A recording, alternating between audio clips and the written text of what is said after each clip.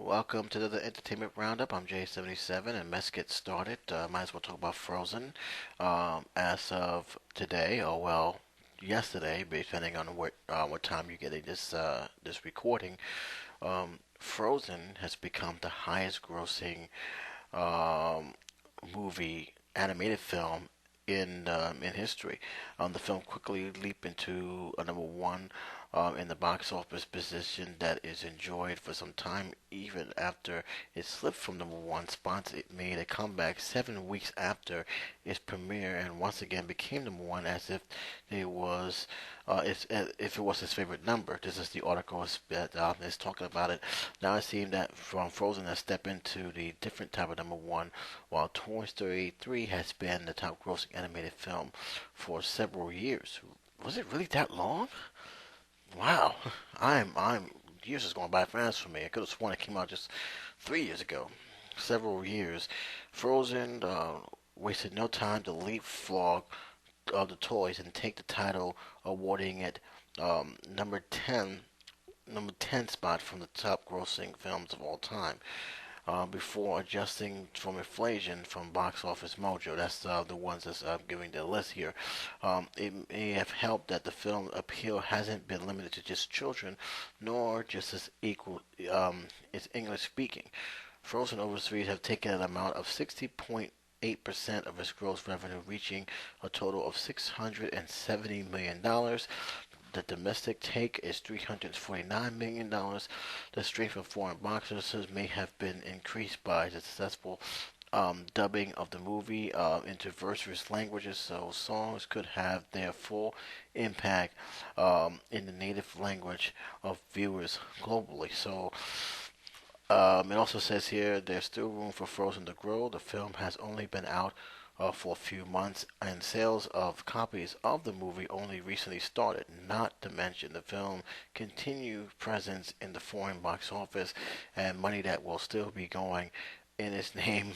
Those sorts of says. So this film has been a huge accomplishment, and I want you to think of this for a minute. This film is just starting to get on DVD, and the film is still playing in theaters. So Disney's really have a big smile on their face. They really is very, very happy, very, very pleased with what's been happening, and they should be. This is the film that a lot of people are saying that Disney is about to make a comeback, and why not? Disney have shown and proven time and time again they still got what it takes to make quality animation, and in this one, it seemed like they went back to their roots and at the same time give us something different that is not just a damsel in distress that's doing things to get our man. This is something totally different, totally fresh and new, and the music here is stunning, and this is what you kind of expect from Disney to do. I wish the live action department was like their animation department, but hey, you never know. Very, very happy to see this. Very, very happy to hear this news. But like I said before, Pixar isn't done yet. You already heard the announcements of Incredibles 2, amongst other things. So don't think they're just gonna just sit down and not do anything. Pixar's aware that their animation is lacking, and they may not stand for that too long. But for now, it's nice to see that Disney is finally coming back. Tango for me is a film that is highly recommended, and this film here, along with Wreck-It Ralph, proves that there is Disney still got what it takes to bring out the best uh, in animation films. So I'll leave that to you guys to talk about. Let you guys have fun with that. Let me know what your feelings on this. And I'm moving on to Justin Bieber. And as soon as I get this out the way, the better. That's why I'm making him number two. And I wouldn't even give him that much attention, except there's something here that needs to be mentioned here because there is this persona that Justin Bieber cannot do no wrong with his fans. That his fans will always stick up to him and cheer him no matter what. Well, that's not always the case. Um, Justin Bieber got booed at a Canadian award. Keep in mind, this is his home country, and he got booed. Um, According to the article, was done by Ethan Vesca, the Toronto Tough crowd. Justin Bieber, once the darling of fellow Canadians, got booed at the Juno, the County Music Award, the Country Music Awards on Sunday night.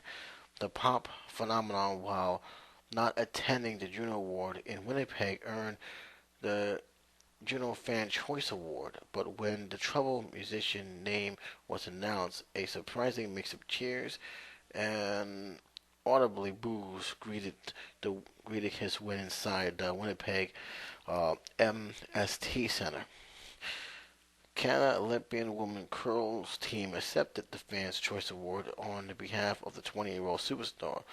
The fellow Canadian music artist Sandra Reyes defends Bieber against the negative reception of his Fans' Choice Award when she came to the stage and accepted the Juno for Songwriter of the Year.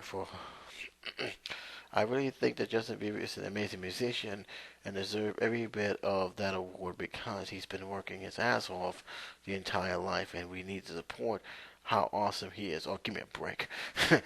Come on now. They're not booing him for his music. They booed him for his tactics. And when you have those tactics that makes not only himself look bad, but the country look bad, you gotta expect that kind of reaction. It says here in the conclusion, it says that Bieber faces recent legal trouble after allegedly um, egging his neighbor's house, being charged with DWI in Miami Beach, and facing a separate assault charges and a limo driver in Toronto. It also goes on to say that that wasn't the only controversial to base this year's Canadian Musician Award. Robert Thicke, who was nominated for 3 Juno Awards on Sunday, canceled his performance at the award show to rest his vocals.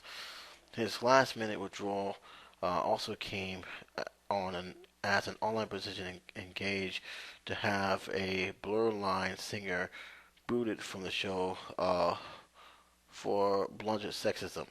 The big winner Sunday night at this award was Sarah identical was the Tinga and Sarah identical twins, who won for Single of the Year for Closer, Group of the Year Pop Album, and of the Year album for Hot Throbs. Sorry about that, guys. The Juno Prize winner included the breakthrough group of 3 awards, including a Tribe Called Red, an Idaho-based band that blends electronic and First Nation music. And I'm going to leave it at that. But let's get back to Justin Bieber for a minute here, guys. Listen, again, I'm not surprised at all about this. I am not stunned that he got booed. And this fact that he did get booed should send him as a wake-up call saying, hey, look, man, your tactics are turning off a lot of people. And again, I'm not going after his talent. I can care less about his music, but that's not what they booed him for. You feel he deserves the award? Fine, he got the award. But no one is supporting, not many people are going to be supporting his antics in the United States. His antics is becoming from just despicable to downright disgusting. Okay, and it's not making him look good. It's really not making the country look good. And most importantly, it's not even making his fans look good. This is the person you guys look up to. Fine, but keep in mind, he's not exactly doing this for the best of interest for the fans. He's actually doing it for something else, and it's not working. It really is not working. Again, I don't. If this will help him realize that, hey, I need to chill out, good. If not, then you know what? The more he does this, the more boos he's going to get than cheers. And he's going to have to live with that. We'll leave the link below. You guys can talk about it. Let's move right on. Gentlemen, if you're a Harry Potter fan, you are jumping for joy. There's a report now that there will be 3 more Harry Potter movies that will be developed. The article, which was done by Jonathan Zygmunt, says, in the quote, tell the goblins at Gringotts Wizard Bank that he's about to get a series of big new deposits. 8 films of $7.7 billion worldwide box office, Warner Bros. Have found a way to cash in on J.K. Rowling's Harry Potter series once again. They won't just make a semi-prequel movie based on the text the author wrote in accomplishment of her international bestseller titled fantastic beasts and where to find them, but instead chopping it up into three new feature films. The world of magic segregation uh, stigmatization came into New York profile in the new WB chief Kevin, I can't announce his last name, so I'm not even try, who is responsible for getting Howard on board with the plans, which will involve her writing the big screen adaptation herself. Very interesting. When I say he made a fantastic beast happen, it isn't PR speak, but it is literally the truth. Howard told the Times, "We had one dinner and a follow-up telephone call, and then got out the rough draft that I thought is going to be an interesting bit of memorabilia for my kids, and started rewriting it."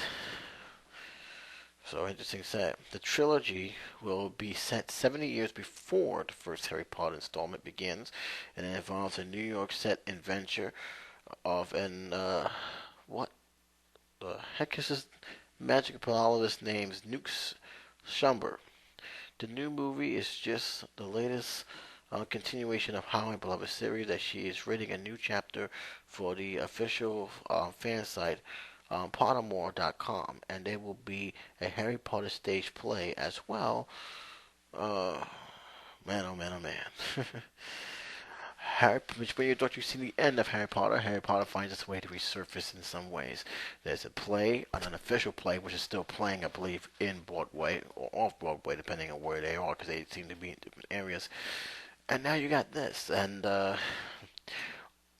when you hear it sounds good. I would not uh, be surprised if this is going to be the talk of the town in terms of Potter fans for the next few years.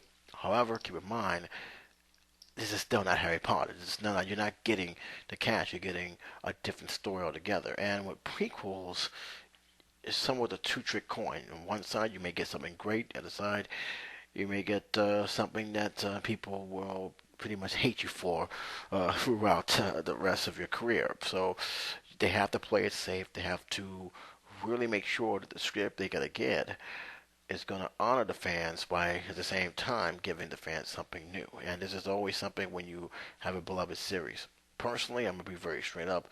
Love the books. I'm actually having a plan to do a special series on the book with the read and review.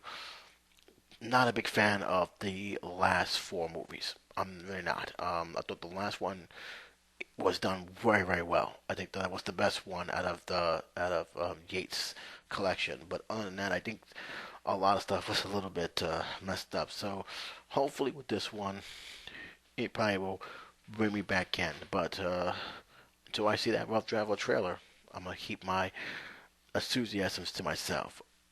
But it is something that fans have been aching for.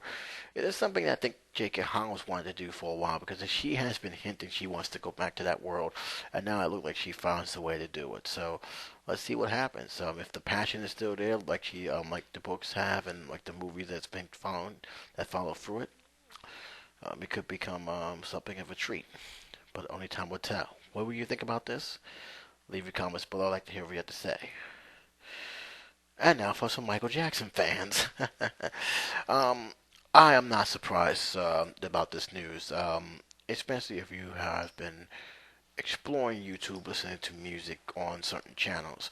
Michael Jackson have a lot of unused music that has been leaking all over the web, and after years and years of maybe, maybe not, the Jackson Estate has decided to release a new album called Escape.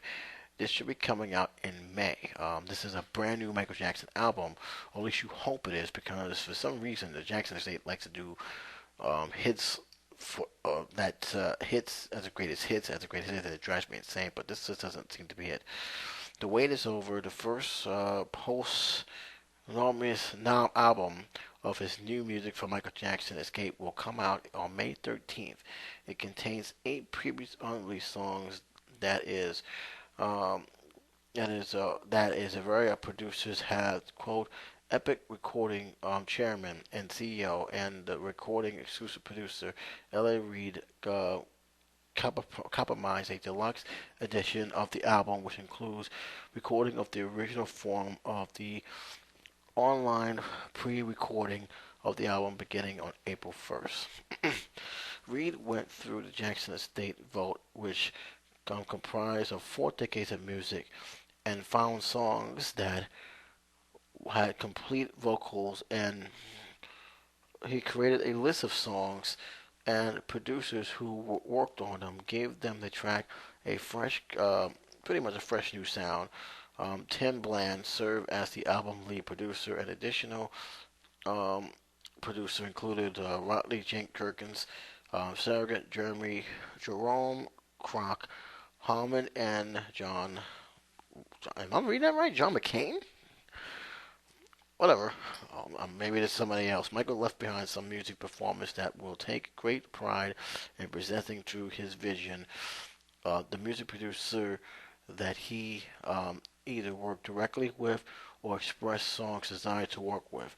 Reed said in a statement, "We are extremely proud and honored to present this music to the world." Now, I'm a little concerned. Like I said, there's going to be 8 new songs.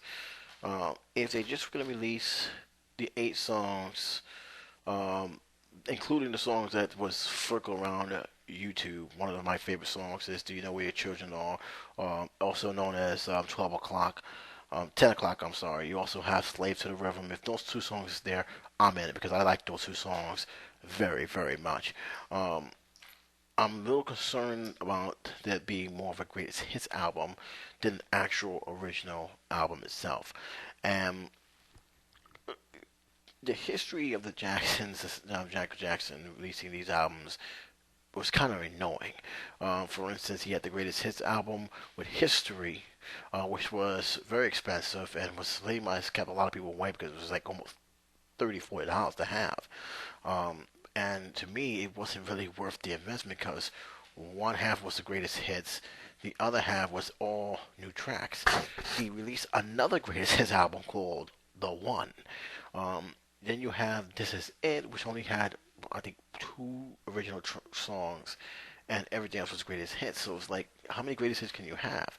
Finally, with the one Michael, which was actually a good follow up to his Invisible, um, pretty much ended that. But I'm also concerned about how much they're actually going to release on this album, and if it's going to be the same thing, one half greatest hits, one half original tracks. And if the money is high, this may actually keep people away. Even those who I was waiting for a Michael Jackson album for the longest, they may actually stay away. For the simple fact is, it's just too expensive. Um, CDs ain't cheap. They haven't gone down in prices yet, and probably never will. But that may actually stop them from actually purchasing, unless they have it reasonable online. But that's the only concern I have. If not, I'm ready to go. I'm ready to go. I want to get that album. I really do, because there is still a mark of genius that Michael Jackson has displayed, especially those who have listened to his unreleased songs on YouTube. Yeah, there was a lot of people putting a lot of leaked songs on YouTube. Got taken down, of course, but there are still some out there that are actually worth listening to, and you understand perfectly well why they still call him the King of Pop. Like to hear your opinion on this, like to hear what your thoughts about this, but I'm moving on. And the last one, I'm actually going to mention this here, but I'm also going to continue it because this is actually goes with why I wasn't too hard on Simon. I have talked about the X Factor. Some people was kind of surprised that I wasn't that harsh on Simon for his tactics in terms of judging the contest. Um, there's a lot of reasons why it is. I mentioned it in a comment that I've gave to a person who has followed my work, and I follow her work. She's a great video maker and brings up some good point of views. But needless to say, what Selena Gomez have said in an emotional speech a few days ago um, have have really much says it all about the industry and why the industry is not only a harsh, cold industry, but why it's not really meant for children. Here it is. She might be only be 21 years old, but Selena Gomez is a brand new woman. During her first annual We Day, California, at Oakland's Arco Arena. Um, the store opened up to a thousand of young people about some of the pressure she faced since the beginning of her career more than a decade ago, that she may have led to a 2 week rehab stint earlier this year. I'm surrounded by people who were supposed to guide me, and some of them have, and others haven't. They pressure me. They, they're there are so much pressure. You gotta be sexy, you gotta be cute, you gotta be nice, you gotta be all these things. She admitted, I'm sure you can relate. You have the pressure that you have to deal with every day. I'm sure with school, with work, with friends, with parents, with families, um, with, with parents, she repeated with a smile. They tell me that what to wear, how to look, what I should say, how I should speak. Until recently, I have given in to that pressure and I lost sight of who I was. Until recently, I'm sorry. They come on and get it singer became visibly choked up as she continued. I listened to the opinions of people that I tried that, and I tried to change who I am because I thought others would accept me for it. And I realized I don't know how to be anything but myself. The artist continued to say, in other words, it sounded like Selena found um, a, a the grounding she needs, and she took the opportunity to encourage others to do the same. I'm sure all of you have been told that I don't have it takes, and that you may be not be good enough. When deep down it's all what you do, she explained. You want to be part of something great. You want to make something great. It crushes you when people try to tell you that you are not good enough. And even Selena, one of Hollywood's most sought after stars, had experience referring to some smoky mistake causing casting directors who told her she didn't have what it takes to have her own show back in when she was 11. Selena credited her mother for encouraging her to push on. She said that most important thing she always trusts in myself. If I'm doing something, I should do it because I love it and I think you can do it. She pretty much paused. It is a definition of a strong woman. It appears that this in the case like mother like daughter because Selena had true comments true command of the crowd doing her talk, looking nothing uh, a re, sort of repentant. Sorry guys about this repentant. We do use these words likely in the red power suit that start to look at the moment to make a plea to our fans.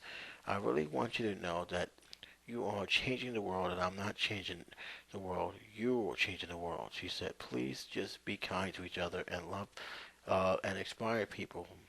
Let's do it. Let's do it. Let's change the game. Where do we sign up? Gomez wasn't the only speaker at We Day. Orlando Bloom, Seth Rogen, Magic Johnson also spoke on stage, offering their word of wisdom and empowerment and crowd at approximately 16,000. Selena also posted a photo on Instagram from the backstage celebrity pal. Nothing. We Day, unbelievable times, so inspiring, so hopeful, encouraging many. I am going to do this, guys. Great job, Selena. Great job. I think her. I read the whole article, by the way. I think what she just said pretty much speaks about the pressure and the coldness of what this business really is. And in case you don't still don't understand why I haven't knocked Simon too much, even though there were some things he was out of line with. And yes, he had toned down ever since his early days of American Idol. I think this pretty much says it all. Um, Simon is an old school producer, and he pretty much tells it like it is. And he does this for two reasons. One, he wants to make sure that person is strong enough to take it. And two, he knows that if he doesn't say it, there are going to be others going to say it, and they're going to be just as rude, just as harsh, just as ruthless as he is.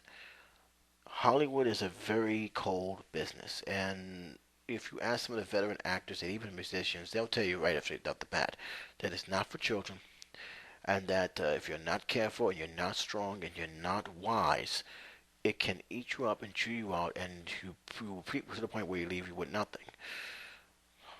Hollywood doesn't care about feelings; they care about image, and if they feel that your image is not going to sell, two things are going to happen. They're going to force you to be someone that you're not, or they're just going to say, we don't need you, we can't use you, you have no access to them. And that's how it is. Um, Selena Gomez is no victim, is pretty much a victim of this.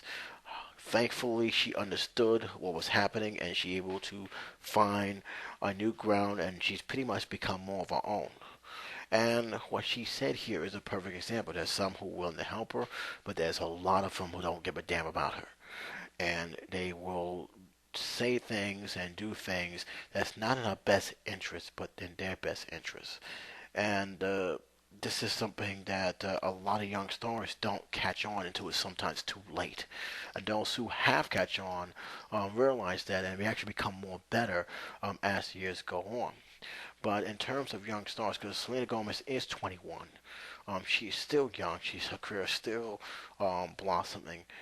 This is something that she understands perfectly well, especially her own stunt, especially for leaving out to rehab. Um, I, I'm I I'm actually have a newfound respect for Selena Gomez for what she did. Um, More so than when I first had, because I was not a big follower of Selena Gomez. It's not because I hate her, it's because it's just not my particular star status. That's for the next generation. But I'm glad that she realized this very quickly because there's some stars that still don't get it. If Lindsay Lohan got it, she wouldn't be in the trouble she has been in. And you notice her career is pretty much all but dead right now. Even with the movies she has been in, it hasn't done anything to reboost her career. She may get it back, but for now, it's just pretty much dead in the water. I'd like to hear your opinion on this, guys, because this is a very, very good story. But keep in mind, this ain't the last time I'm going to talk about it because there's a lot of stuff I'm going to be covering, and it's going to be covered in pretty much thematic expressions audio time. But I wanted to read out to everybody here because this is something I don't think parents nor people who do those talent shows understand. When you're going into this business, you gotta brace yourself. It is not kind. It is not something you want to go in there with blinders on. You need to be aware of what you're going into. You need to be aware that there are going to be guys in this business that are complete jerks. And all they care about is money. And if you're not going to make them any money, they'll toss you aside and say all these crazy things about you. And you need to know, okay, fine, whatever, I'm going to move forward. And that's the best you can do. So, that's pretty much it, guys. That's all I got for the entertainment roundup for this week. As always, you guys can comment below. Let me know what you think. Until then, J77 saying take care, be safe. I'll talk to you soon.